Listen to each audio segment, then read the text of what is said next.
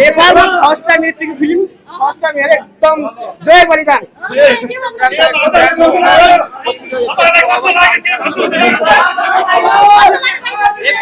बलिदान यो दशैं बलिदान समीर सरको राम्रो छ एक्सन एकदम राम्रो छ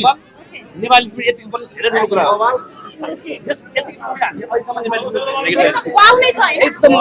बाटो पनि छोडिदिँदै पनि जानु होला धेरै राम्रो लाग्यो एकदम बबाल छ दामी दामी नाइस नाइस कुन चाहिँ पार्ट एकदमै सबै अलमोस्ट कस्तो लाग्यो अहिले चलचित्र खायो नेपाली त खायो के नेपाली खायो एकदम एकदम जाउँ न हामी कस्तो लाग्यो तपाईलाई चलचित्र राम्रो छ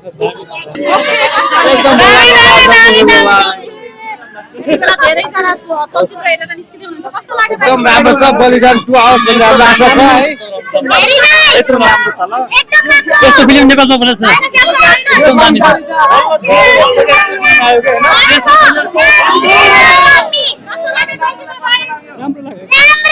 असुल मुभी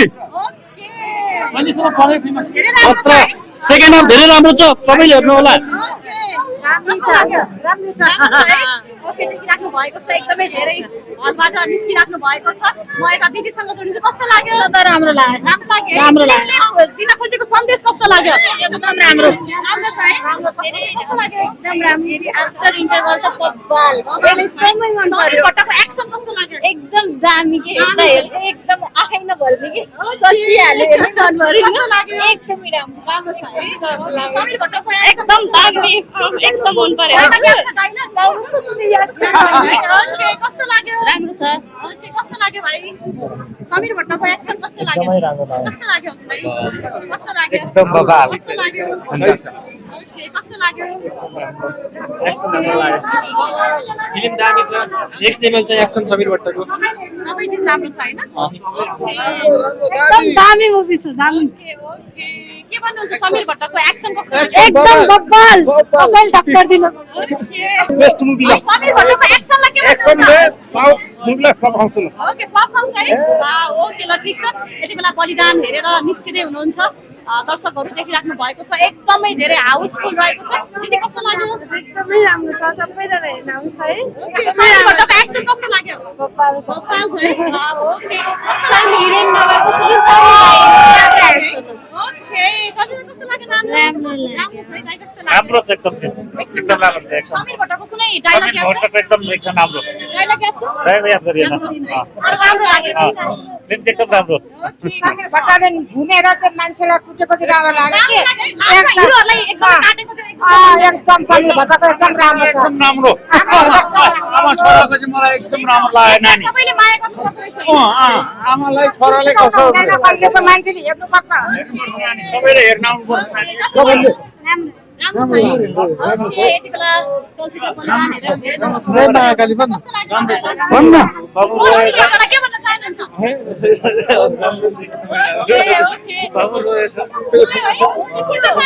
प्रतिक्रिया असाध्यै धेरै राम्रो आयो आमाले धेरै रुवाउनु भयो भनेर भन्ने कुरा आयो कस्तो लाग्यो तपाईँलाई दर्शकहरूको प्रतिक्रिया चाहिँ होइन अब हामीले गरेको अभिनयमा उहाँहरूलाई छुन्छ भने हाम्रो लागि त्योभन्दा ठुलो सफलता केही पनि होइन जतिजना पनि दर्शक आउनुभयो उहाँहरूलाई एकदमै मन छोयो हाम्रो आत्मासम्म पुग्यो भनेर भन्नुभयो उहाँहरूलाई धेरै धेरै धन्यवाद छ सम्पूर्ण बलिदान टिमको तर्फबाट र हामी एकदमै एकदमै हर्षित छौँ खुसी छौँ र आगामी सोजहरूलाई पनि एकदम लुक फरवर्ड गरेका छौँ सम्पूर्ण नेपालमा हाउसफुल चलिरहेको छ बलिदान अनि हजुरले चाहिँ दर्शकसँग बसेर चलचित्र हेर्नु भयो कि हेर्नु भएन मैले त्यो मौका पाएको छैन हजुर अब अहिले त हामी हल भिजिटै गरिरहेछौँ तर सिनेमा चाहिँ मैले हेरिसकेँ हामीले प्राइभेट स्क्रिनिङमा चाहिँ सिनेमा हेरिसकेँ तर दर्शकसँग बसेर त्यो हुटिङ सिटी त्यसको मजा नै अर्कै हुन्छ त्यो छिटो हेर्नेछौँ ओके आमाको कारणले गर्दाखेरि चाहिँ रगत नै उम्लेर आयो भनेर भन्ने प्रतिक्रिया आयो क्या कि दर्शकहरूको त्यसको लागि चाहिँ धन्यवाद छ हाम्रो सम्पूर्ण टिमलाई जसले यो भिजनलाई यस्तो पर्दामा साकार बनाइदिनु भयो र यदि यो साँच्चै नै उहाँहरूलाई सिनेमा हेरेर रगत उम्ल्यो भने चाहिँ हामी सफल भयौँ भनेर मान्छौँ हामी थ्याङ्क यू ओके अब समीरजीलाई थोरै जोडौँ दर्शकहरूले असाध्यै धेरै घेर्नु भयो हजुरलाई प्रतिक्रिया कस्तो सुन्नुभयो कस्तो पाउनुभयो प्रतिक्रिया त एकदमै राम्रो छ मान्छेहरू के भन्ने यो शब्दलाई म शब्दमा बयान गर्न मिल्दैन यो चिज त्यो चिज भनेको अनुभव गर्ने चिज हो होइन त्यही भएर पनि म थिएटरमा आएको थिएँ मलाई एकदमै रमाइलो लाग्छ उहाँहरूसँग बस्न फोटो खिच्न एकदम खुसी छु ओके, हजुरको क्यारेक्टरलाई हेरेर चाहिँ धेरैजनाले चाहिँ अब देशप्रेमी हुनुपर्छ भन्ने भाव चाहिँ झल्काएर जानुभयो के कस्तो लाग्यो उहाँहरूको यस्तो खालको पोजिटिभ प्रतिक्रियाले चाहिँ तपाईँलाई कस्तो कतिको ऊर्जा दिइरहेको छ? एकदमै ऊर्जा दिइरहेछ पक्कै पनि एउटा कलाकार भएपछि त्यो चिज यदि मैले कन्भिन्स गर्न सकेँ भने स्क्रिनमा त्यो मेरो लागि सबैभन्दा ठुलो जित हुन्छ जो कोहीले पनि देशको माया चाहिँ त्यति धेरै झल्काउन सक्दैनन् क्या अगाडि, तर हजुरले चाहिँ पर्दामा देशको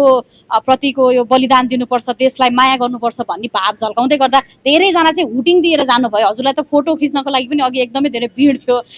के भन्नुहुन्छ ती दर्शकहरूलाई जसले तपाईँलाई रियल माया गर्नुभएको छ, तपाईँको अभिनय हेर्नको लागि आउनु भएको छ? हेर्नुहोस् दर्शकहरू हाम्रो भगवान हो होइन, यसलाई एउटा शब्दमा भन्दाखेरि दर्शक हाम्रो भगवान हो। थ्याङ्क यू सो मच, त्योभन्दा धेरै केही भन्नु छैन। अब कुन हल जाँदै हुनुहुन्छ त्यो पनि भनिदिनुहोस्। त्यो गोविन्द कहाँ हो? धेरैजनाले हजुरहरूसँगै पनि हेर्न चाहनु हुँदो रहेछ क्या धेरै दर्शकहरूले चाहिँ। अब कहाँ भनिदिउँ अब होइन गाह्रो भइसक्यो कि अब सबै ठाउँमा छ होइन? गाह्रो सबै हाउसफुल छ मिलेर जान्छौँ हामी सबै मिलेर जानुहुन्छ? ओके, सन्तोष दाइलाई थोरै जोडौँ त्यसपछि सरलाई पनि जोडिहालौँ। प्रतिक्रिया असाध्यै राम्रो आयो, वाउ नै आयो, एकदमै ब्लकबस्टर मुभी भनेर पनि आज फर्स्ट दिनमै घोषणा भइसकेको छ। इनर्जी कतिको भइरहेको छ दाइ? म त एनर्जी भन्दा पनि हामीले कस्तो काम गऱ्यौँ मलाई त कस्तो भन्दाखेरि चाहिँ हाउसफुल भन्दा पनि दर्शकको उपस्थिति भन्दा पनि कस्तो फिल्म बनाइएछ र आफ्नो फिल्म त जसले पनि राम्रो भन्छ, राम्रो लाग्छ आफूलाई, तर दर्शकको प्रत्यक्ष मन चाहिँ एकजनालाई कि साँच्चीकै भन्नुहोस् तपाईँले त म नराम्रो कमेन्ट भन्नुहुन्छ भने म त्यसलाई आगामी दिनमा सुधार्न सकुला, तर रिभ्यू चाहिँ मलाई चाहिँ साँच्चीकै दिनुहोस् भनेपछि मैले चाहिँ 100 मा 100 यति रुनु भयो।